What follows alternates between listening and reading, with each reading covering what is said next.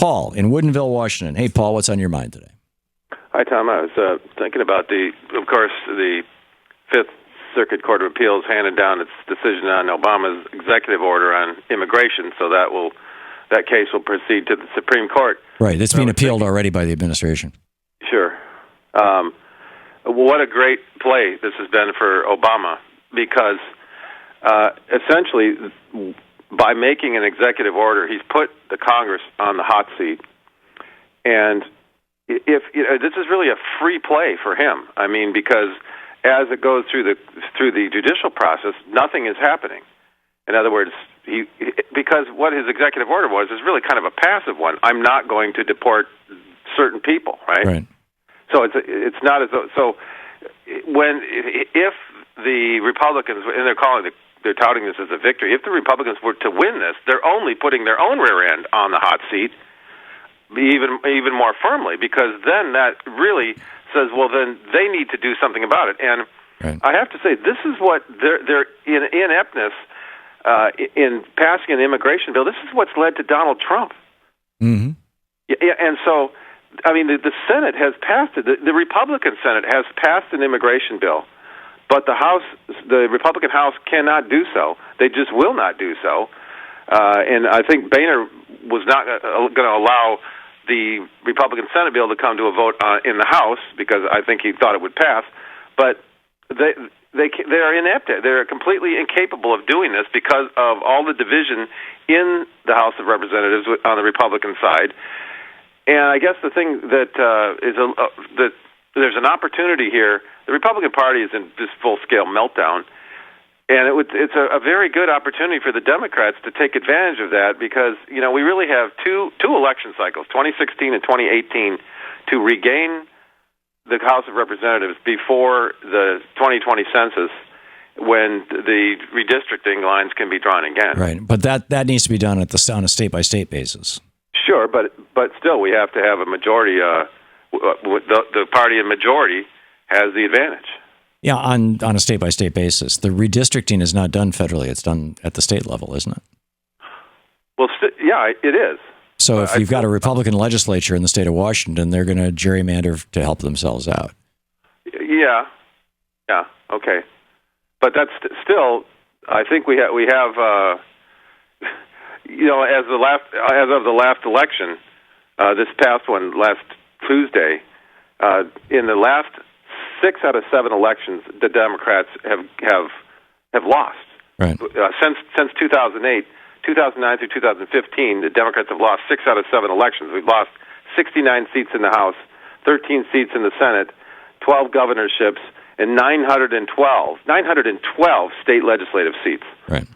So that's not good news. I mean, and I would say, and you might agree, that this record, that's Debbie Wasserman Schultz's record. I would say so. I think part of it is Debbie Wasserman Schultz being incompetent as the head of the DNC and having rejected Howard Dean's 50-state strategy that was so successful, number one.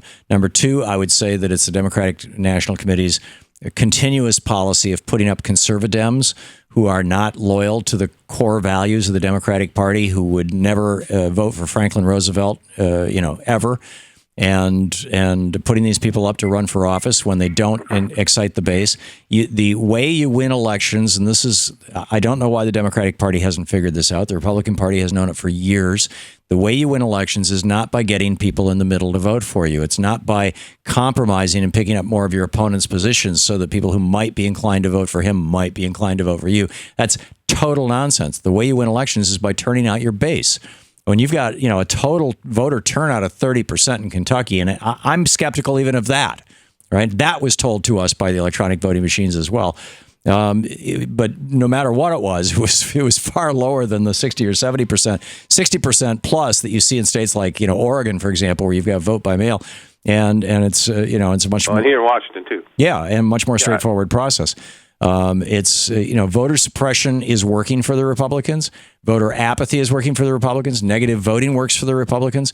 And in my opinion, in the state of Kentucky, rigging the electronic voting machines works for the Republicans. Well, the voter apathy, I think, is our worst problem, because yes. I really think we know the Democrats are there. They won in 2008, and then they came on again in 2012 and really pasted the Republicans with by reelecting Barack Obama with 329 electoral votes to Romney's 206. That is a shellacking. Yes. And so we know the Democrats are there, but they won't turn out on off-year elections, the off year, or the odd year. Well, even in the presidential year, Paul, the Democrats who ran as progressives, and I'm forgetting his name. Who's the new senator from Michigan? Price? Pete.